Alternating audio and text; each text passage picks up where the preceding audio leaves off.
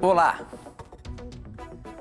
Muitos cristãos acreditam de quando um salvo morre, ele vai direto para o céu. Isso é muito conhecido no meio cristão.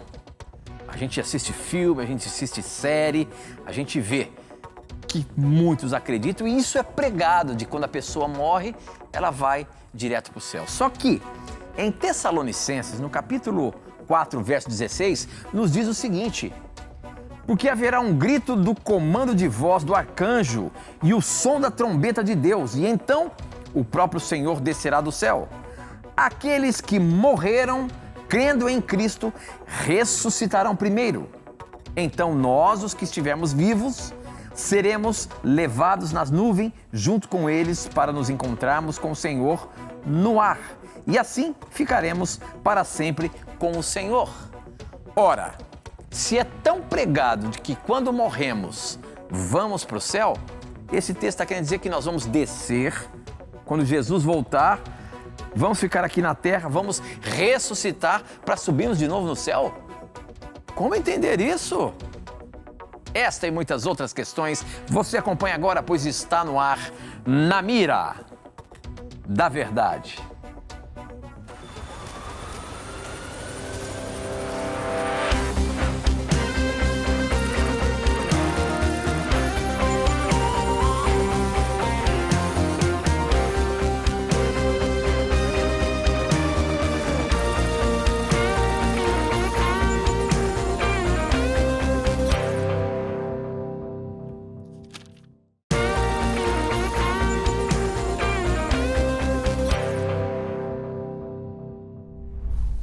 Olá, seja muito bem-vindo. Estamos começando o programa Na Mira da Verdade. Você que já conhece o programa sabe como que é. É um programa de perguntas e respostas bíblicas. Mas você que está chegando aí agora e está vendo esse programa, como é que é esse programa Na Mira da Verdade? O que é isso? Este é um programa de perguntas e respostas bíblicas. Se você tem uma dúvida da palavra de Deus, se você tem um questionamento, se tem alguma coisa que você não concorda, queria um maior esclarecimento sobre isso, manda pra gente que nós vamos responder baseando-se na palavra de Deus, na Bíblia Sagrada. Eu costumo dizer que esse aqui é o nosso manual de sobrevivência. Então nós temos que conhecer, estudar, e é aqui que a gente vai encontrar o melhor caminho para seguirmos. Portanto, mande as suas perguntas para a gente e vamos colocar, sabe quem? Ele, professor Leandro Quadros, na Mira da Verdade. E aí, professor, está animado, preparado? Começou esse ano, o negócio já começa a correr. Você está preparado, meu irmão? Eu espero estar preparado e, mais uma vez, que Deus mande só as perguntas que eu sei responder. Vai ser um prazer recebermos a sua dúvida aqui, amigo telespectador. Temos sempre a expectativa de ajudar você a compreender mais a Bíblia. Esse programa aqui é ao vivo, nós não sabemos quais perguntas chegarão, mas esperamos que nós possamos mais uma vez aqui neste ano ajudarmos você a conhecer o texto bíblico e a se aproximar mais do autor da Bíblia, que é Deus, que é o Espírito Santo. Então, envie suas perguntas, vai ser um prazer lhe ajudar. Muito bem, professor, muito bem. Nós abrimos o programa falando de um assunto que é muito comum no meio cristão, sabe? E isso daí é pregado, é falado, é passado de geração para geração. Muitos acreditam que quando morremos, salvos, vamos para o céu, né? A gente vê nos filmes, nos desenhos, que tal? Estão lá no céu, o papai está lá em cima, olhando nós aqui de baixo, estamos sofrendo, mas ele está num bom lugar lá. E aí as pessoas começam a acreditar de que quando morremos, ou vamos para o céu ou vamos para o inferno, enfim. Só que o texto bíblico, quando a gente lê ali em Tessalonicenses, falando sobre a volta de Jesus e o arrebatamento, tudo mais, dá a entender de que não é bem assim. E olha só a pergunta que o William Júnior fez pra gente. A paz do Senhor, sou William Júnior da cidade de São Vicente Ferreira, no interior de Pernambuco, e a minha pergunta é: alguns cristãos defendem que quando morremos iremos direto para o céu, só que lá em 1 Tessalonicenses 4,16 diz que os mortos em Cristo serão ressuscitados na volta de Cristo. Seguindo esse ponto, ou melhor, o ponto deles, nós quando morremos vamos para o céu e depois voltamos para ser ressuscitados. É isso mesmo? Eu particularmente não creio nesse ponto. Olha aí a pergunta do William. Ele diz: desde 2014 acompanho vocês e aprendi muito com vocês. Abraço, Tito e professor Leandro Quadros. Deus abençoe a todos. Muito obrigado, meu irmão, por você participar do programa, por acompanhar o programa, por estar aí junto com a gente aprendendo, porque nós aqui também aprendemos muito com as suas dúvidas, com os seus questionamentos. Professor, você viu só a questão dele? E ele tem já o posicionamento dele. Mas a gente vê que o meio cristão aí, professor, está pregando muito que quando morremos vamos para o céu. Como é que a gente... Primeiro eu queria saber de você o seguinte, Leandro. Onde é que na Bíblia dá a entender isso? De onde surgiu essa teologia? Tá? E aí, quero que você fale também o que de fato a Bíblia ensina, uma vez que nós lemos ali 1 Tessalonicenses 4,16. Veja, o assunto, Tito, é muito amplo e são vários os textos bíblicos usados supostamente a favor da imortalidade da alma. O que define essa interpretação imortalista, obviamente, é uma visão grega da natureza humana. Então, os gregos acreditavam, no dualismo, na separação entre corpo e alma.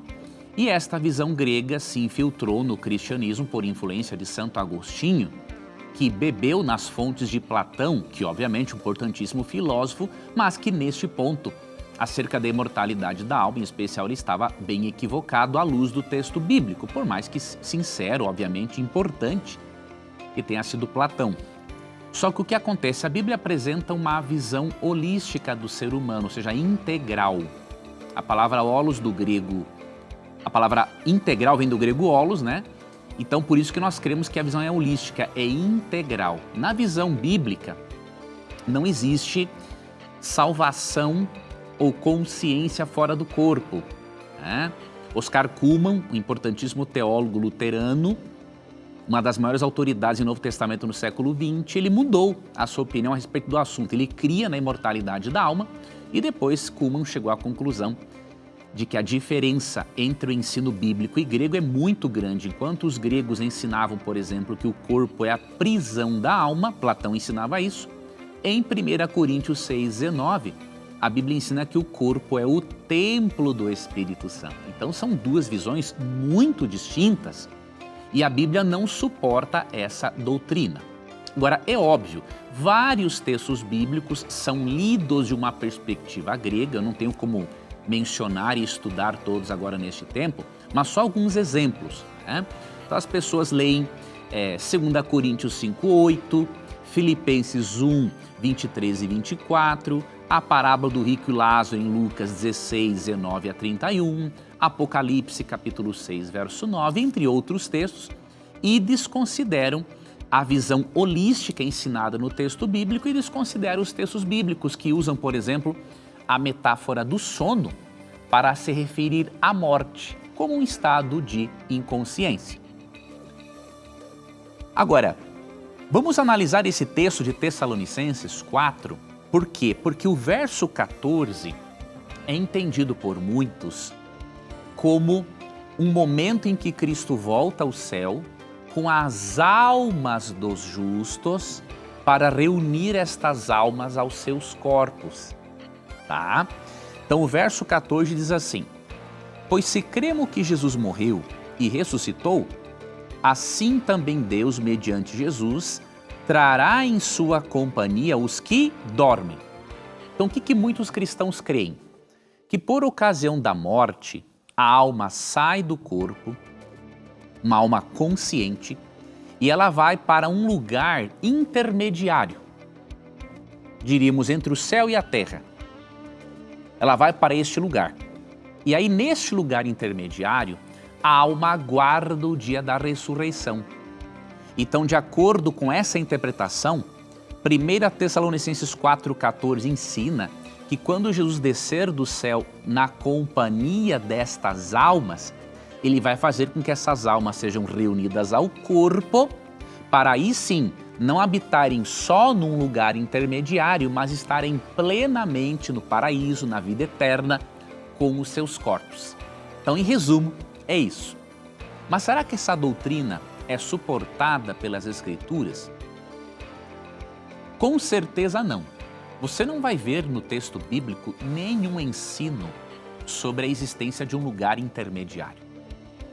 Tanto que em 1 Coríntios 15, 17 e 18, Paulo chega a dizer que se os mortos não ressuscitam, todos estão perdidos. Linguagem muito estranha de ser utilizada se a alma existisse num estado consciente durante a morte em algum lugar intermediário. E Oscar Cullmann também disse, aí trazendo de novo ele para a questão, não existe na Bíblia salvação fora do corpo. Então, quando ele fala em trazer em sua companhia os que dormem, não é que ele está trazendo as almas de um lugar intermediário para reuni-las ao corpo. Trazer em sua companhia é simplesmente uma forma de dizer que ele vai fazer com que os mortos sejam ressuscitados para que estejam em sua companhia. Isso ocorre, essa companhia dos justos com Jesus é só na ressurreição, não é por ocasião da morte. Tanto que o próprio contexto indica isso. E o capítulo 3, verso 13 também. Olha o que diz aqui, a fim de que seja o vosso coração confirmado em santidade, isento de culpa, na presença de nosso Deus e Pai e na vinda de nosso Senhor Jesus com todos os seus santos. Aqui nesse contexto fala que ele vem com todos os anjos, não é? E que é na segunda vinda de Cristo que nós estaremos na presença de Deus Pai e na presença de Jesus Cristo. Então, quando fala que Cristo trará em sua companhia os que dormem, no contexto quer dizer que ele vai ressuscitá-los para que ele possa arrebatá-los ao céu no corpo. E isso é o que está aqui no contexto. Se você ler dos versos 14 ao 18, você percebe que quando Cristo volta, ele ressuscita os mortos, transforma os vivos, arrebata todos juntos para o céu e aí eles vão para o encontro do Senhor nos ares e assim estarão para sempre com o Senhor. Então eles só podem estar com o Senhor no corpo e não fora do corpo. Uma das provas que temos disso, bíblicas, é a presença de Enoque, por exemplo, e Elias no céu. E Moisés também. Enoque foi levado vivo, no corpo, de acordo com Gênesis 5:24. Elias foi levado vivo, no corpo, de acordo com 2 Reis capítulo 2. E Moisés foi ressuscitado, como lemos ali em Judas 1:9, Mateus 17, 1-9. Então veja, quem está no céu, os que são mencionados por nome, não estão fora do corpo.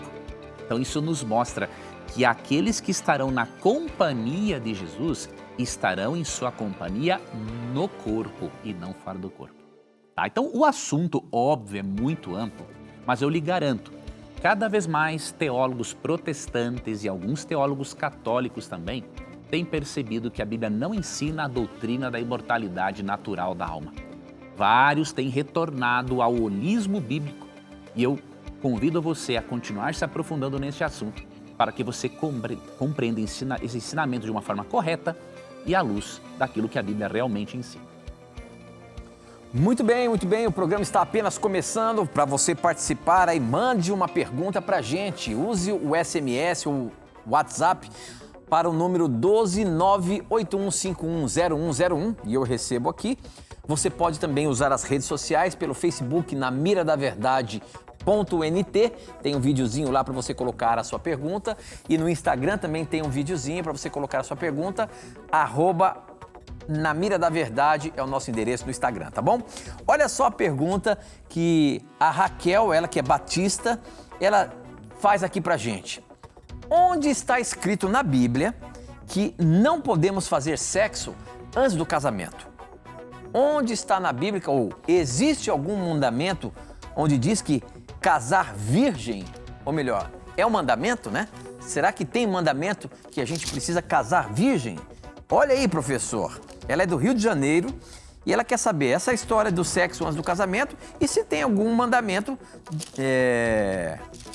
sugerindo o casamento de forma virgem, né? Uma pessoa virgem, ambos virgens. Como é que fica?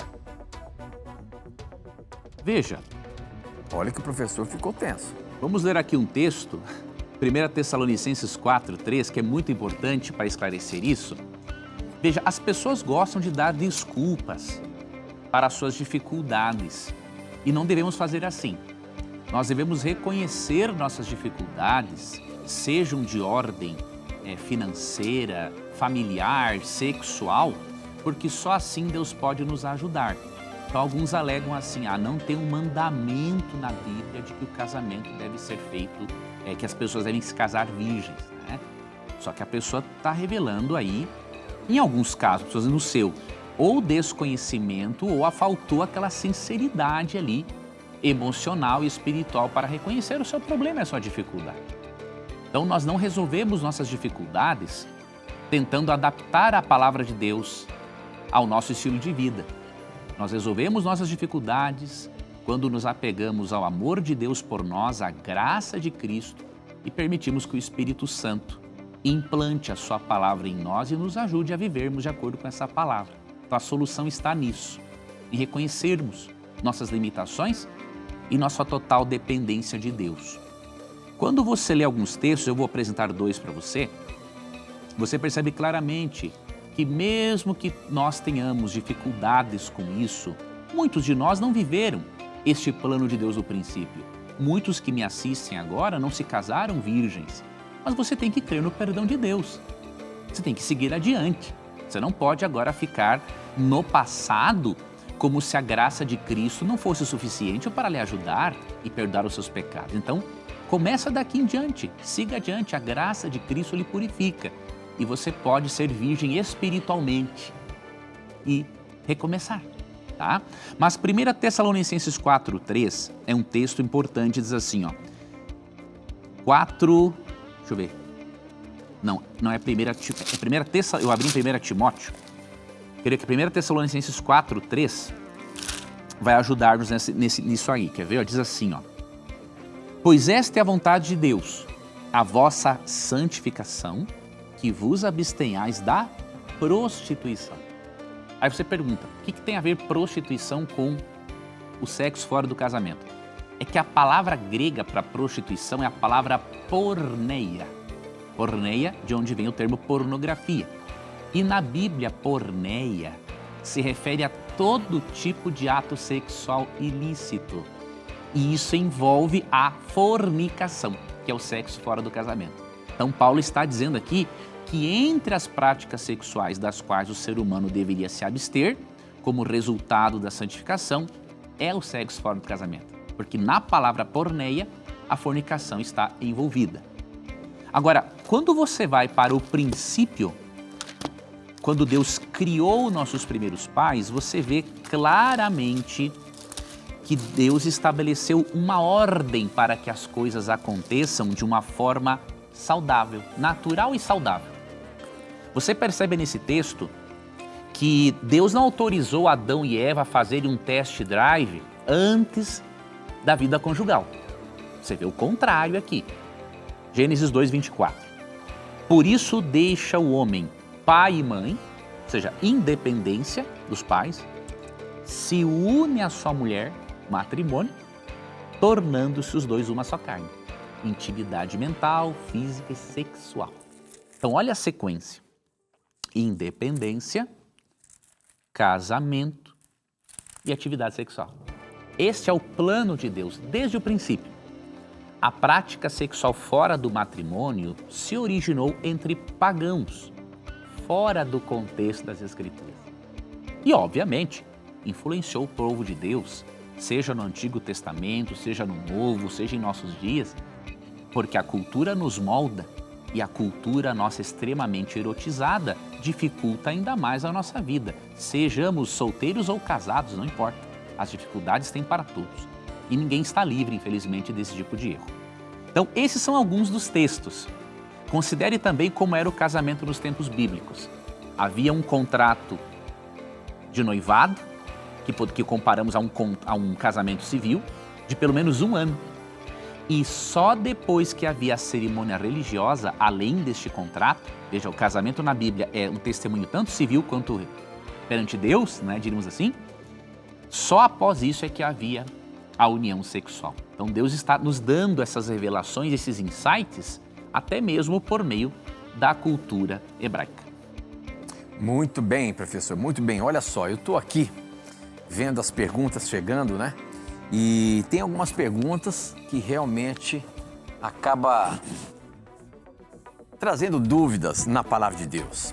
Por exemplo, essa daqui. Essa aqui é uma pergunta que a gente fica pensando assim, vendo a situação e como é que pode ter acontecido isso. Olha só, professor, a minha pergunta é como Sansão colocou fogo em 300 raposas?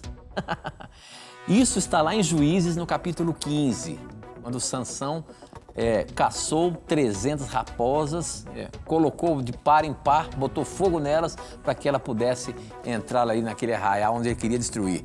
Mas quando a gente pensa nisso, professor Leandro Quadros, assim, não é possível que naquela época, como é que um cara só ia ali rapidamente conseguir 300 raposas? Onde é que ele ia armazenar essas raposas para preparar, sabe? Parece que o texto bíblico, às vezes, tem umas histórias da carochinha, meu amigo. Como é que a gente explica um texto desse na palavra de Deus?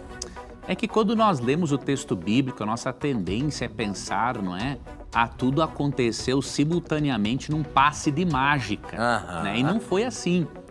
Né? Hoje, até mesmo anos recentes, né, quando existiam quantidades bem maiores de raposas, às vezes a molecada, eu lembro na minha época, que eu vivia no interior do Rio Grande do Sul, a molecada pegava 5, 6, 7, 8 raposas e fazia besteira, fazia bobagem, brincadeira, judiava dos animais, a molecada fazia isso.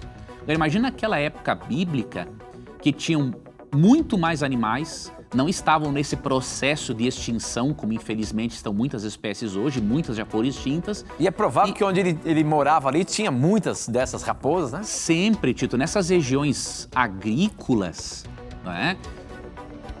Sem essa destruição massiva da natureza que ocorre hoje, a quantidade de animais era muito maior, era muito mais fácil de tê-los, de caçá-los. E devemos considerar um outro aspecto, a força sobrenatural de Sansão. Quantas armadilhas ele pode ter armado? Nós tínhamos, nessa época, a arapuca, né? Se armava uma arapuca. Qual é o problema em ele armar, um exemplo, 150, 200, 300 arapucas e pegar todas elas, ou sair pegando e guardando em algum recipiente? Eu não vejo problema. Mas a minha pergunta para você é o seguinte, então, de fato, isso aconteceu? Aconteceu. É um fato que foi contado ali na maneira como ele fez mesmo. Sim, é uma narrativa histórica, né? Então, o que as pessoas têm que fazer? Ler a narrativa como uma narrativa histórica, ela está se propondo a contar uma história, mas não pensar que tudo ocorreu num passe aqui de mágica, que não foi um milagre. Há milagres na Bíblia, mas aqui não foi um passe de mágica. Aqui, quando a Bíblia relata esse evento ocorrendo de forma instantânea, ela está contando de forma rápida os acontecimentos, sem mencionar o intervalo de tempo entre um e outro e sem mencionar o tempo que Sansão gastou para pegar essas raposas, porque não é importante. O importante não é quanto tempo Sansão levou para pegar essas raposas. O importante é que ele, sim, executou o juízo sobre aqueles filisteus. Isso é o importante, é isso com o que a Bíblia se preocupa. Muito bem, muito bem. Vamos para mais um intervalinho, ou para um intervalinho aí, mas a gente volta já já.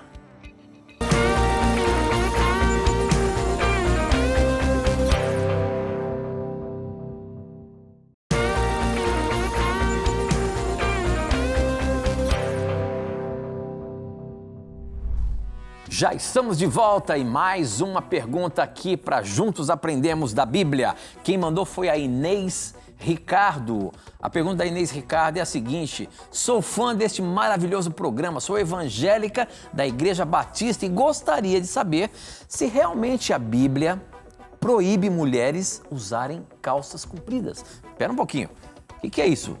Mulher ser proibida de usar calça comprida na Bíblia? Tem alguma coisa sobre isso, professor? Que história é essa? Hoje as perguntas aqui estão chegando de forma a botar a Bíblia em xeque, hein? É, isso aí. Como é que é isso? Gostando das dúvidas da turma aí. Irmãos, realmente existe uma crença de que quando a Bíblia ensina a um homem não usar uma roupa de mulher e uma mulher a não usar uma roupa de homem, as pessoas interpretam como uma proibição ao uso da calça comprida por parte da mulher. Mas eu posso lhe garantir, à luz do texto bíblico, que não é esta a preocupação da Bíblia. Vou ler para você Deuteronômio, capítulo 22, verso 5, lhe fazendo uma pergunta, para lhe ajudar a obter a resposta. Quando Deuteronômio 22, 5 foi escrito, existiam calças compridas para homens ou para mulheres? Esta é a pergunta que devemos fazer ao texto. Então eu vou ler o texto enquanto você vai pensando na resposta. Só para te dar aqui uma dica, deixa eu pegar aqui nessa introdução, só para passar uma data mais aproximada possível. Ó, Deuteronômio foi escrito mais ou menos 1400, 1500 anos antes de Cristo. A pergunta é: existiam calças compridas para homens e para mulheres nesse tempo? Então vou ler o texto e aí vamos chegar à resposta. A mulher não usará roupa de homem, nem o homem veste peculiar à mulher, porque qualquer que faz tais coisas é abominável ao Senhor teu Deus. Esse texto é muito interessante. Ele fala claramente que Deus faz distinção de gêneros, essa é a primeira coisa. Deus não quer que um homem use roupa de mulher e nem que uma mulher use roupa de homem. Isso é claríssimo no texto bíblico. O texto condena, sim, o travestir-se. O que não significa que Deus não ame os travestis. Deus ama, a graça de Cristo, o amor de Cristo está disponível para todas as pessoas. Deus não faz acepção de pessoas. Deus não considera um heterossexual melhor ou mais importante que um homossexual. É uma loucura pensar diferente. Deus considera todos como alvo do amor supremo de Cristo manifesto na cruz do Calvário. Só que Deus deseja que os seus filhos aprendam e filhas aprendam a fazer essa distinção de gêneros. Isso é muito claro em Deuteronômio 22, 5, Gênesis 1, 27, 28, entre outros textos bíblicos. Então aqui fala realmente contra o travestir-se. Mas não existiam calças compridas nesse período.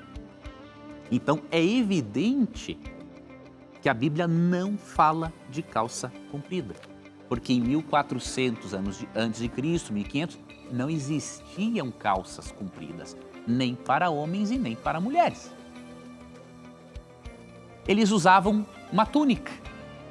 E aí você pergunta, mas o que diferenciava a roupa do homem e a roupa da mulher? O cinto. O cinto que amarrava a túnica do homem tinha uma cor mais neutra e da mulher era algo colorido. Então a Bíblia não trata de calça comprida. A preocupação bíblica é que a mulher se vista como mulher e o homem se vista como homem. Além desta preocupação bíblica, há o princípio de modéstia cristã, de 1 Timóteo 2, 9 e 10.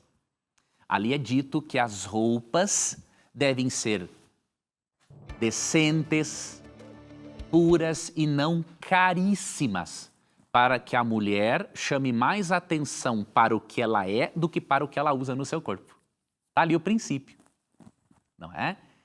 E considerando os princípios de pureza, decência e modéstia do texto, há calças femininas que se enquadram nas características de pureza, modéstia e decência, e há calças femininas que não se enquadram, assim como há calças masculinas, porque esse princípio não é só para as mulheres.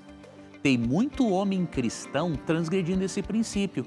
Vão para a igreja com calças apertadas, mostrando os seus volumes, diríamos assim, e isso é uma transgressão do princípio de modéstia cristã, de 1 Timóteo 2, 9 e 10, que se aplica também aos homens. Agora, óbvio, cada igreja tem a sua cultura religiosa. Costuma-se, em certas igrejas, irem com uma roupa diferente do que se usa na semana. Eu acho isso apropriado, mas não pode ser algo obrigatório. Não pode ser algo, como digamos assim, um princípio de ordem moral. Se a pessoa vai, por exemplo, existem vestidos e saias que são indecentes. E existem calças muito mais decentes, puras e modestas que muitos vestidos e saias, não é? Então, a pessoa tem que avaliar-se avaliar isso pelos princípios bíblicos. Óbvio, vai considerar a sua cultura religiosa? Vai. Mas aquilo que é princípio é inegociável. Agora, aquilo que não é princípio, aí temos que negociarmos para termos um bom convívio com os nossos irmãos. Muito bem, muito bem. E olha só, aqui pelo nosso WhatsApp, o pessoal tá mandando as perguntas pra gente. E a Dalvina, que é católica, ela diz o seguinte: pergunto, é errado batizar criança ainda pequena? A Bíblia tem alguma orientação sobre o batismo, professor? E o batismo de crianças, sei lá, de bebês, tem algum apoio bíblico para isso? Pois olha, muito boa pergunta da nossa irmã católica. Obrigado, minha irmã, pela sua confiança e obrigado por acompanhar o nosso programa. Veja, biblicamente, minha irmã, Jesus, que é o nosso grande exemplo, de acordo com João 13,15 e 1 João 2,6, Jesus não foi batizado na infância, ele foi apresentado no templo. Eu creio que esta informação é muito importante, porque se o batismo infantil fosse requerido no texto bíblico, jamais Deus permitiria que o nosso grande exemplo, Cristo, não tivesse sido batizado na infância. Mas ele não foi batizado na infância. Se você ler Lucas, capítulo 2, deixa eu ver se é Lucas 2 ou Mateus 2. Acho que é Mateus. Vou dar uma olhadinha aqui. Você vê que Cristo, ele foi apresentado no templo ao invés de ser batizado, tá? Então, por que isso é importante? Como eu disse para você, se o batismo infantil fosse realmente bíblico, com certeza Jesus teria sido batizado. Aqui é o Lucas 2, 21, diz assim, ó: completados 8 dias para ser circuncidado, o menino, deram-lhe o nome de Jesus, como lhe chamara o anjo, antes de ser concebido. Então, primeiro foi circuncidado, verso 22. Passados os dias da purificação dele, segundo a lei de Moisés, levaram-no a Jerusalém para o apresentarem ao Senhor, conforme o que está escrito na lei do Senhor. Então veja, ele foi circuncidado. Depois você percebe no Novo Testamento, Colossenses 2, 11 e 12, por exemplo, que a circuncisão foi depois substituída pelo batismo por imersão, mas enquanto isso não ocorria, Jesus, depois de circuncidado, ele foi o quê? Apresentado no templo. Então a criança era apresentada no templo, se oferecia um sacrifício ao Senhor, aquele primogênito era consagrado a Deus, e aí diz que Maria e José levaram um par de rolas ou 2 pombinhos, como era requerido na lei de Moisés, né, para dedicar aquele primogênito a Deus. Isso significa que se Jesus não foi batizado na infância, não é recomendável, à luz do texto bíblico, o batismo infantil. Eu sei que a preocupação com a salvação das crianças é algo sincero e muito importante, mas não é o batismo infantil que vai garantir o seu filho nos céus. O que vai garantir é a fé que ele tem em Jesus Cristo e aceitá-lo como Salvador pessoal. E aí você vê na Bíblia critérios para o batismo. Por exemplo, Jesus diz em Marcos 16, 15 e 16 que o primeiro critério é crer. Um bebê não pode crer. Atos 2, 37 e 38. Outro critério é arrependimento dos pecados. E interessante que o texto mostra o arrependimento e, como consequência do arrependimento e da conversão, o batismo. Está ali, Atos 2, 37 e 38. Então, com base nesses textos, haveriam outros, obviamente, para mencionarmos aqui, o ideal é conduzir as crianças a Jesus, ensinando-as a se tornarem discípulas de Cristo, como ele diz em Mateus 19, 14 e 15, deixe vir a mim os pequeninos, porque dos tais é o reino dos céus. Então você conduz a criança a Jesus, e ao ela ter maturidade para crer em Cristo, aceitá-lo como Salvador e arrepender-se dos seus pecados, aí sim, neste momento, que a idade vai variar de cada um, não tem como definir uma idade, o nível de maturidade não se define apenas pela idade, mas por uma série de fatores, não é? E aí, de acordo com a maturidade de cada um, batizar essa criança. E é o batismo por imersão. O batismo bíblico é por imersão, ele não é por aspersão.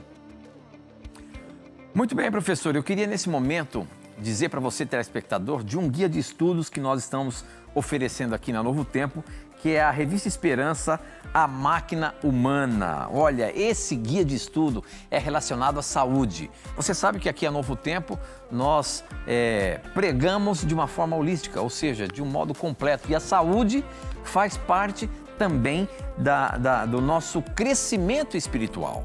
Nós precisamos ter um bom corpo, uma boa mente, para poder entender os princípios bíblicos, para poder entender as coisas de Deus. E a Revista Esperança, A Máquina Humana, vai te ajudar a compreender muitas coisas relacionadas à saúde. Olha só os temas interessantes que nós temos nessa revista. Primeira, a saúde, uma necessidade urgente, e é mesmo. O plano divino da saúde. Qual é o plano de Deus para a sua saúde? Inflamação, de amiga a vilã, olha aí, obesidade, muito além do peso, diabetes, um inimigo silencioso, coração em risco, destino ou escolha, capital de risco, como proteger sua mente, e restauração, desejo supremo, assuntos pertinentes à saúde, mas que tem a ver com o seu corpo, tem a ver com a sua mente, como você poder ter um corpo saudável, uma mente límpida para compreender cada vez mais a palavra de Deus. Peça agora mesmo o guia de estudos, a Revista Esperança, A Máquina Humana, para você pedir e ter aí na sua casa sem pagar nada. Deixa eu mostrar de pertinho aqui para você, ó. Para você pedir e ter aí na sua casa, basta você ligar para a gente agora. 0 operadora 12 21 27 3121 ou então esse WhatsApp que está aparecendo aí na sua tela. 982444449. Peça a Revista Esperança, A Máquina Humana, que eu tenho certeza que vai ser muito, muito bom para você crescer na sua saúde e também espiritualmente. Eu queria agora aproveitar e colocar uma pergunta que está aqui na minha tela. Deixa eu ver, saiu daqui? Não tem a pergunta ali? Então tá bom, já prepara a pergunta que chegou. Opa, chegou aqui, ó. Vê se a gente consegue sintonizar ali a pergunta que chegou, que veio de fora ali pra gente saber, não chegou aqui pra mim, chegou ali na produção. Quero ver qual é a pergunta. A pergunta é da Silvia, hein? A Silvia mandou uma questão aqui. A pergunta da Silvia é o seguinte: devo orar em silêncio para que o inimigo não saiba das minhas necessidades? Olha só, será que a questão do orar deve ser em silêncio para que o diabo não saiba o que você está querendo de bom para a sua vida? Professor Leandro Quadros, como é que é essa história aí? Será que a gente precisa orar em silêncio para o diabo não saber o que nós estamos conversando e pedindo ou confessando a Deus? Não existe um texto bíblico sequer que ensine isso ou que sugira isso para nós. Veja, óbvio que, de acordo com 1 Reis 8, 39, entre outros textos, apenas Deus conhece os nossos pensamentos. Mas isso não significa que o diabo não tenha um conhecimento profundo da natureza humana. Se você ler Jó, capítulos 1 e 2, você percebe que na argumentação de Satanás com Deus, ele demonstra um grande conhecimento da natureza humana. Então, muitas coisas que você não pedir para Deus em voz alta, o diabo já deduz, já analisa, porque ele conhece a sua vida. Assim como existe um anjo incumbido por Deus para cuidar de nós, existe uma série de demônios influenciando a humanidade. E com certeza há um demônio especializado em você. Mas você não precisa ter medo disso. Você tem que continuar com Cristo. Porque em Cristo, diz Romanos 8, 37 a 39, nenhum poder, nenhuma criatura, nenhuma potestade, nada pode nos separar do amor de Deus que está em Cristo Jesus. Agora, considerando que Satanás é um conhecedor da natureza humana muito mais experiente do que qualquer psicólogo humano, se você pedir em voz alta ou não, isso é irrelevante. Agora, digamos que Satanás conheça as suas necessidades. O que ele vai fazer para intervir se Deus deseja atender as suas necessidades? Não vai fazer nada. Ele pode até tentar, mas não vai conseguir. Tá? Então, esquece isso. Quando Jesus ensina-nos a orarmos ali em Mateus capítulo 6, Cristo não revela nenhuma preocupação com isso. Ele quer que você ore. Ore em secreto no teu quarto, não queira aparecer perante as pessoas. Ensinou a orar ali na oração do Pai Nosso, também em Mateus capítulo 6. Então, não precisa se preocupar com isso. O importante é que você ore, tenha comunhão com Deus por meio da leitura, estudo da Bíblia. Essa deve ser a sua preocupação. Você vai orar em silêncio, em voz alta, isso é totalmente irrelevante. Ok, muito bem. Vamos para mais um intervalo rapidinho. Aproveite aí, escreva pra gente. A gente volta já.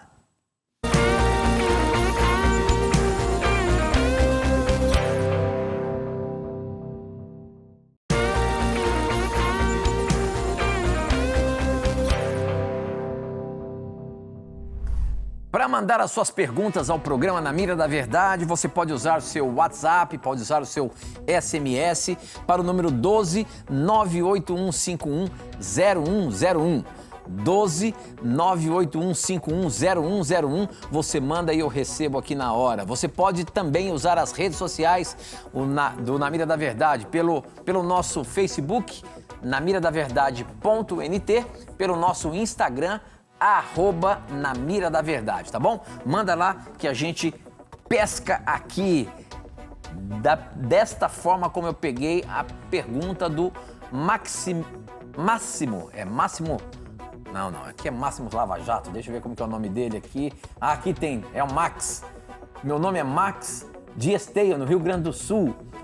Qual é o sentido correto de interpretar Apocalipse 13:18, pois meu sogro vai na igreja adventista, ou melhor, foi na igreja adventista da cidade dele, e foi pregado lá que o número 666 se refere ao nome Vicarius Filii Dei. Mas eu sei que na igreja adventista em geral, a opinião, e também na opinião do Leandro Quadros, não se refere a esse nome. Qual o posicionamento da igreja adventista sobre esse assunto? Se numa igreja fala isso e vocês aí no Na Mira não falam e a igreja adventista não fala, como é que é isso, professor? Foi um erro lá que foi pregado na igreja? Sim, houve essa interpretação bem antiga. No passado? No passado, que herdou de protestantes mileritas, né? E que acreditava-se que na tiara papal estava assim, Vicarius Filii Dei, que quer dizer substituto do Filho de Deus, ou vigário do Filho de Deus. Então, fazendo-se o cálculo das letras, usando do recurso da gematria, chegou-se à conclusão que o 666 representava o Papa desta forma. Nós cremos na presença assim, do papado nas profecias, de acordo com Apocalipse 13, Daniel 7, 25, entre outros textos, mas não cremos que o recurso da gematria seja apropriado para interpretarmos o texto bíblico. A gematria tem a ver com calcular números com base em letras no latim, só que a Bíblia não foi escrita em latim. A Bíblia foi escrita em hebraico, alguns trechinhos de Daniel em aramaico e o Novo Testamento em grego. Então esta forma está errada, realmente, está equivocada. A intenção é sincera, estudar as profecias e entender a presença do papado ali, e se encontram ali mesmo. Mas esse sistema de estudo está furado, está ultrapassado, não é desta forma que nós estudamos a Bíblia, tá? Quando você estuda o texto bíblico, você entende que o 666 representa ali um engano humano na sua força máxima de rebelião contra Deus e o seu sistema verdadeiro de adoração. Porque o número 7 na Bíblia é o símbolo da perfeição divina. E o número 6 é o símbolo da imperfeição humana. Tá? Então o que eu vou sugerir para você? Eu vou ver se esse livro se encontra aqui, para eu indicar para você. Se não se encontrar aqui, eu indico o livro, os livros, na verdade, sem necessariamente mostrá-los para você. Vamos ver se esses livros estão aqui. Não, ainda não estão aqui. Nós já estamos providenciando alguns livros que eu tenho na minha biblioteca em casa para termos aqui também para poder indicar para você. Mas eu vou te indicar 2 livros para você fazer um estudo de Apocalipse 13. Existem outros, tá? Você vai estudar primeiramente Um livro que eu indico para você é Apocalipse 13, de Mervyn Moore. Você pode adquirir este livro, eu vou lhe dizer já a editora, com a Casa Publicadora Brasileira. Eu vou dizer aqui o número, você vai ver também aqui na tela como que você pode entrar em contato. A editora, em horário comercial, funciona, você vai ligar para 0300 789 1111, tá? E aí você vai pedir este livro sobre Apocalipse 13. Ou você pode acessar o site C de casa, P de Paulo, B de bola, cpb.com.br.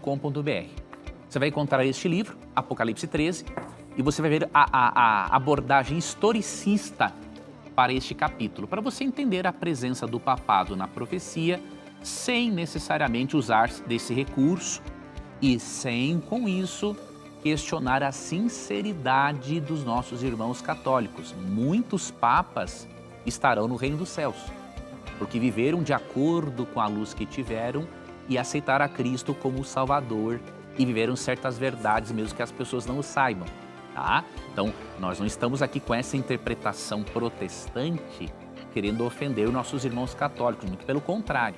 Tem nada a ver uma coisa com a outra. Uma coisa é o sistema, né, papal, que cremos ter ensinado coisas contrárias à palavra de Deus. Outra coisa são os irmãos sinceros, não importa o escalão no qual se encontre, tá? Então esse é um livro. Outro livro que seria interessante você analisar este assunto é o livro O Último Império, de Vanderlei Dornelles.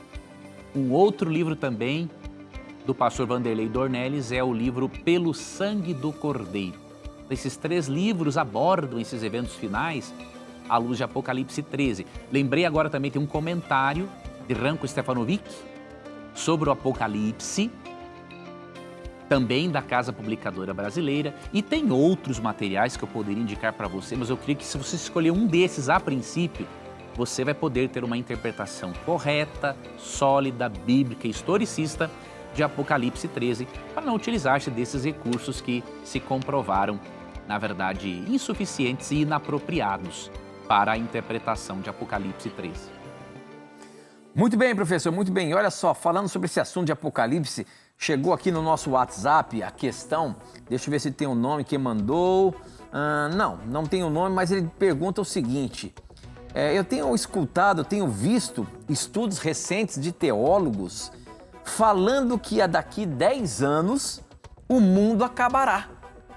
E você sabe que existem muitas conjecturas para isso mesmo, né, professor? Na internet tem muita coisa e o pessoal caindo no erro mais uma vez de colocar datas aí. Como é que é isso? E o que eu queria perguntar para você também, que teve uma ocasião em que o próprio Jesus disse que nem ele saberia o dia da sua vinda. Como é que a gente explica essa questão que nem o próprio Jesus sabia o dia que ele voltaria? E a questão de colocar em datas, né? Daqui a 10 anos o mundo vai acabar. Nós temos que estar preparado hoje. Pode ser que aconteça mesmo, mas a gente não consegue prever uma data exata, certo? Não conseguimos mesmo, Tito. Bem como tu falou, nós temos que estar preparados. Pode ser que ele venha... Se eu morrer hoje, ele veio para mim hoje, digamos assim. Ele vai voltar, óbvio, pela segunda vez, mas o meu destino estará decidido. Então, eu preciso estar com Cristo desde hoje. Se ele vier daqui um ano, 5, 10, 15, 20, não importa, eu tenho que estar preparado. E aqui em Mateus 24, 36, vou ler 2 versos, nos mostra que a experiência de marcar datas nunca deu certo e nunca vai dar certo. O resultado disso é frustração desnecessária. O que diz aqui? Mas a respeito daquele dia e hora, ninguém sabe, nem os anjos dos céus, nem o Filho, senão o Pai. Aqui Cristo, obviamente, estava encarnado, ele não estava usando da sua onisciência aqui em favor do benefício próprio, mas quando ele volta ao céu, diz Colossenses 2,13, ele reassume seus atributos, ele passa a usá-los novamente, né? Então aqui é o Cristo encarnado que limitou a sua onisciência, ele não sabia aqui neste momento. Agora, o que o texto nos ensina aqui, que tem a ver com essa questão, é o seguinte: daquele dia e hora ninguém sabe. E se não é possível saber o dia e a hora, também não é possível saber o ano. Né? E aí você vai para Atos 1, certa vez os discípulos perguntaram para Cristo também quando que seria a descida do Espírito Santo. E aí, não só a descida do Espírito Santo, mas quando seria a restauração do reino a Israel, eles perguntaram, né? E aí em Atos 1, 7 e 8, Jesus disse assim, respondeu-lhes, não vos compete conhecer tempos ou épocas que o Pai reservou pela sua exclusiva autoridade. Mas recebereis poder ao descer sobre vós o Espírito Santo, e sereis minhas testemunhas, tanto em Jerusalém, como em toda a Judéia e Samaria, e até os confins da terra. Então veja, Cristo disse que não competia a eles conhecerem tempos e épocas exclusivas, tanto para a restauração definitiva de todas as coisas, quanto para a descida do Espírito Santo. São coisas que Deus Pai reservou pela sua exclusiva autoridade. Só Ele conhece, juntamente com Cristo e o Espírito Santo hoje, obviamente. O mais importante é o que está no verso 8. Vocês vão ser minhas testemunhas. Não importa o momento em que eu vou voltar, não importa o momento que todas as coisas se encaminharão para o reino glorioso e definitivo de Deus, eu quero que você seja minha testemunha e pregue o Evangelho e todas as verdades que acompanham este Evangelho. Isso é o mais importante. Então, esses pregadores estão obviamente equivocados, a tendência deles, infelizmente, é se decepcionarem, porque a história nos mostra, muitos cristãos sinceros marcaram datas para a volta de Cristo e nunca deu certo. Então a experiência mostra que isso não vale a pena. Muito bem, professor. Nós temos ainda alguns minutinhos, acho que essa aqui você consegue responder rapidamente. A pergunta, nós temos 2 minutinhos, hein, professor? Por que todas as denominações evangélicas, para fazermos parte da sua irmandade ou dos seus membros, temos que nos batizar? Jesus foi batizado uma só vez. Eu conheço pessoas que já se batizaram 4, 5 vezes. Como explicar isso? Tira essa dúvida. Deus abençoe a todos que fazem este lindo programa Na Mira da Verdade. Que a paz do nosso Deus, Jeová, esteja com todos. Eurides, de Aparecida das Neves. Muito obrigado, meu irmão, por você mandar a sua pergunta para a gente aí. Professor, essa questão do batismo, nós temos que, cada vez que se a gente trocar de igreja, isso indica que nós temos que nos batizar de novo, é isso? Não necessariamente assim. Cada caso é um caso.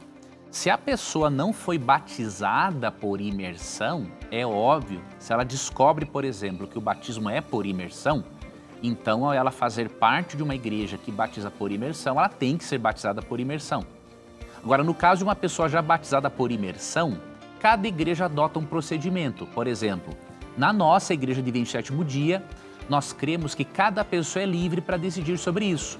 Alguns podem preferir fazer uma profissão de fé, ou seja, o batismo dele foi válido. Na igreja cristã onde ele estava, se foi por imersão, imagine, foi válido. Agora, alguns preferem fazer uma profissão de fé. Ou seja, ele professa publicamente, perante ali os irmãos, a fé nas novas doutrinas que recebeu. Outros preferem recomeçar a vida cristã através de um novo batismo. Como na Bíblia não há algo que proíba ou também mande fazer isso, nós cremos que é uma questão da consciência pessoal e que a pessoa deve decidir isso sobre a influência e direção do Espírito. Agora, há casos especiais, por exemplo, uma apostasia. Nós cremos que se a pessoa publicamente apostatou e negou a Cristo, é importante até para a espiritualidade dela que publicamente ela reassuma esse matrimônio, digamos assim, espiritual com Cristo. Agora, óbvio, isso não é banalizar o batismo, batizar 2, 3, 4, 5 vezes. Aí, obviamente, a igreja que faz isso está totalmente equivocada. Muito bem, professor, muito bem. Com essa nós encerramos o programa de hoje, mas a gente se encontra semana que vem, se Deus quiser. Se Deus quiser. Obrigado, Tito, por trazer as perguntas dos nossos amigos. Obrigado a você, telespectador, por ter nos acompanhado. Que Deus te abençoe e que você nunca se esqueça. E aqui, sempre que você tiver a coragem de perguntar, só a Bíblia terá a coragem de lhe responder. Aqui você já sabe, os seus questionamentos, as suas dúvidas sempre estarão na mira da verdade. Que Deus abençoe a todos. A gente se encontra no próximo programa. Tchau!